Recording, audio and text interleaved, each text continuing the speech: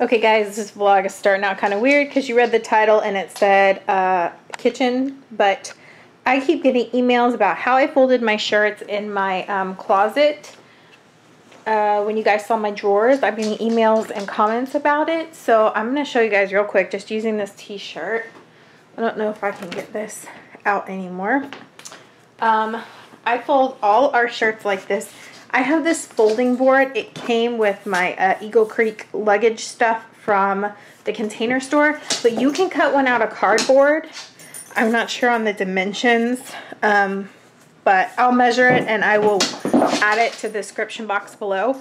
But you can cut one out of cardboard if you want, or you can get folding boards from the Container Store. If you don't have a Container Store near you, you can order them online. Just go on Amazon, look for folding boards. The Container Store has a $30 one I really want that is like the size of a t-shirt, and you just like flip, flip, flip, and it does it for you. But for right now, I have this. I fold it over once. And you don't actually need these. Justin is really good at doing this without it. Then I fold again. Okay. And I'll just fold that over. But then I bring it up. Then you slide the board out. When I am doing my laundry, I fold everything and put it in a basket, and then I take it to the closet. So I fold them like that to stay while I get everything ready to stack for the closet. I'll show you once I do what I do once I'm in the closet. Okay, now I'm in the closet. Sorry about the lighting. I don't have the best lighting in here. Let me aim it down. So as I take stuff out, I just leave those little spaces. So I have the shirt like this, and I just fold it one more time like that. And I just push the stuff back and put it into place wherever it went, or wherever there's an empty spot. And I just squish all of them in till no more shirts will fit, and that's how I make them all fit into my drawers. Okay guys, so it is almost noon. I had to go to the dentist today, so are my teeth nice and light?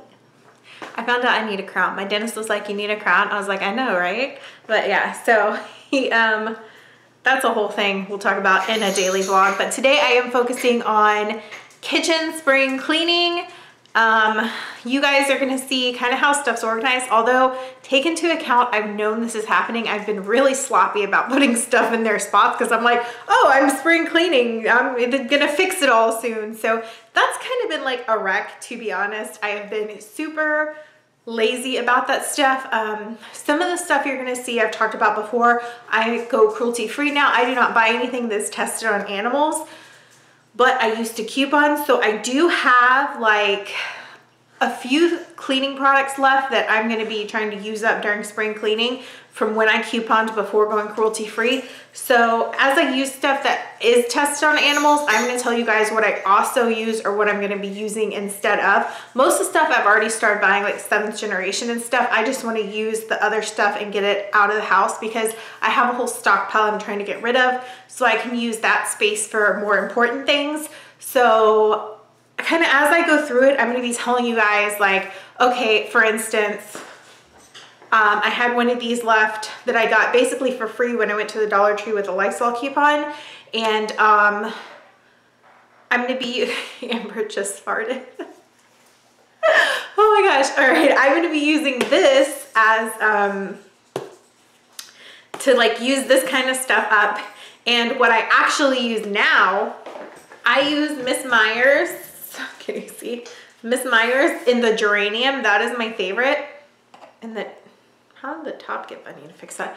I don't know how that happened, but in the geranium, that's my favorite. And that's like, for stuff like this, I use this now. So that's the kind of stuff I'll be showing you. So I want to show you guys this first. I'm on the tripod. So as you can see, my blinds are gone. Those I'm going to wash upstairs. Terrible lighting. Those I'm going to wash upstairs in the tub.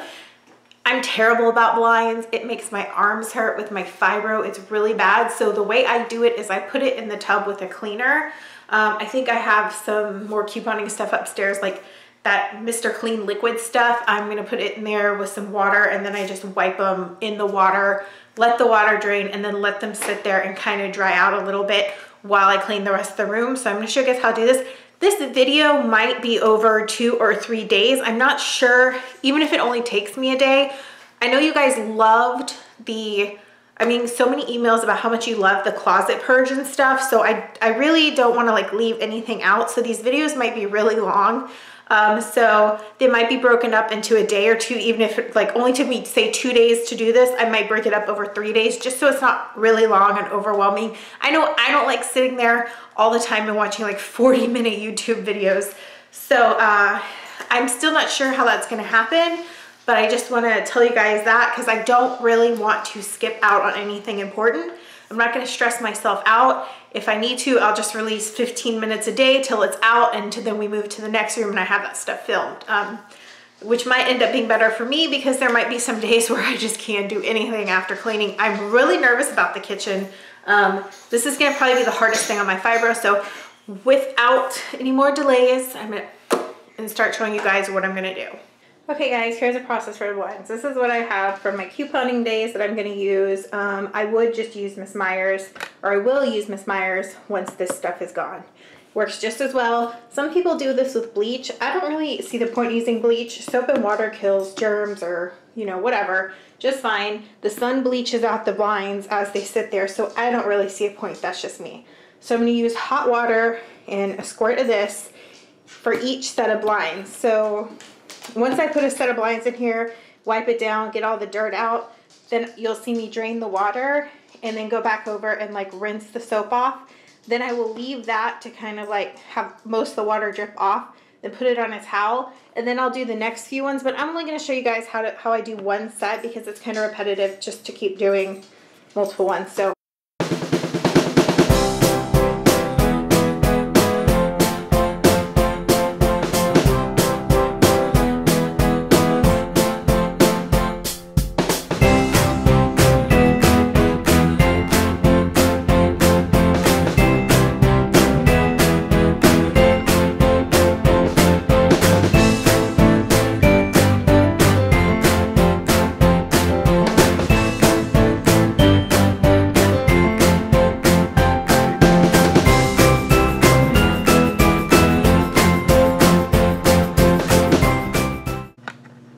okay, whew, there they are, all 3 blinds from the kitchen done. I forgot to mention, don't do this if you have wood blinds. You can only do this with the plastic fake wood looking ones like we have, or like the aluminum metal-y ones.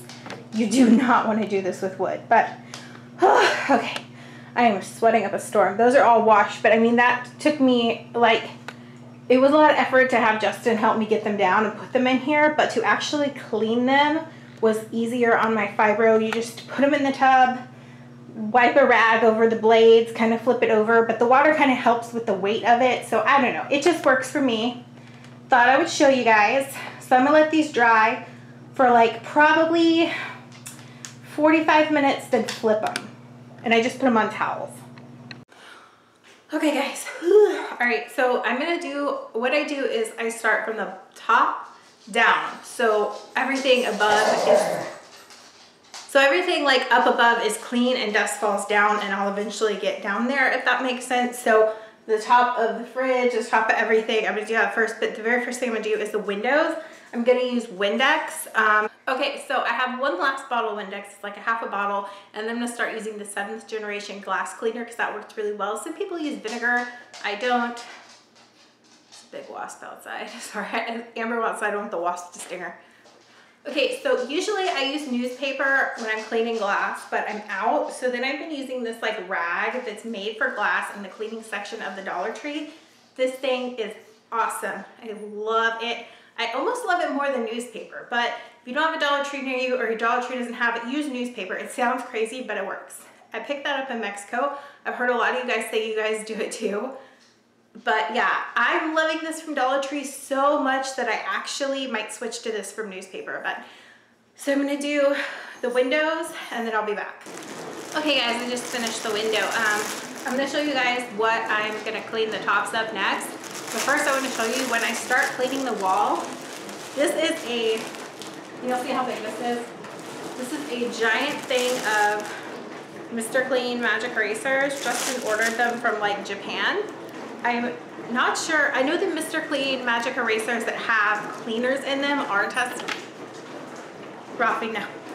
Are tested on animals, but all a magic eraser really is a certain very fine form of sandpaper, so I wouldn't think that just a regular one without chemicals is tested on animals. Justin ordered this like before we went cruelty free, and it took like months and months to get here, but I want to say he paid like $9 for all these. But yeah, I just wanted to show you when I start cleaning the walls, I'll be using some of these. Okay guys, so I am going to clean the door now, actually before I start the top, because there's nothing above it. I'm going to show you guys too, like in the ceiling, how I get cobwebs down and stuff, but while I'm thinking about it and I have the step stool over here, I'm going to clean the door. You guys that have pets, I don't know about cats. I know cats, my grandma's cats used to pee on the wall a lot, but dogs, especially if you have a big one like Ralph, they bump the wall. Ours are always like play fighting in the house and scratching the wall and denting it, and we have chunks of paint that are missing. It drives me crazy. We're gonna have to have the house painted, the parts we can't do, especially before we move and repair a bunch of stuff, but you can still clean up the dirt off the wall, and you just want to use a magic clean eraser or off the door, because doors get dirty even if you don't have dogs. You touch it, you open it when you have things in your hand, it's gross. So I am going to show you guys how I get it off. I actually do this probably every 3 months. I go in each room and clean the dog scuff marks and stuff off the wall. You guys can see where they've damaged the door, and we're gonna have to probably sand this and repaint it before we sell the house or put it on the market. Sorry if it's loud, my dishwasher's going. So you see right there, like these bells are on the door. When the dogs want to go out, they hit the bells so that we know they're not just in the kitchen hanging out. They actually want to go outside, so they're trained to do that. But it causes a lot of dirt to get under there, so you just use your magic eraser and it's gone. So I'm going to do that to the whole door. Okay, how horrible is this? What I usually do when it's this bad, because honestly, who gets up to the top of their bookshelves every time they clean? I've got a wet washcloth just to keep it from like flying everywhere. Another thing, which I'll do probably on the refrigerator, I don't know, we'll see how bad the refrigerator is. I might get the shop vac and run it up here and suck all this up. Oh, gross. This is gonna take a few rounds. Okay, got all the gross stuff off, so I'm just gonna dry it with a paper towel. Check the paper towel to make sure I didn't miss anything. Oh, that was gross. All right, see all my, let me step down. See all my stuff? Since it's spring cleaning, usually I use a Swiffer and dust around it, but since it's spring cleaning, it's all coming out. Okay, so I'm gonna go a shelf at a time, clean the shelf, wipe this stuff down with a damp rag, put it back, and then move on to the next shelf from the top to bottom.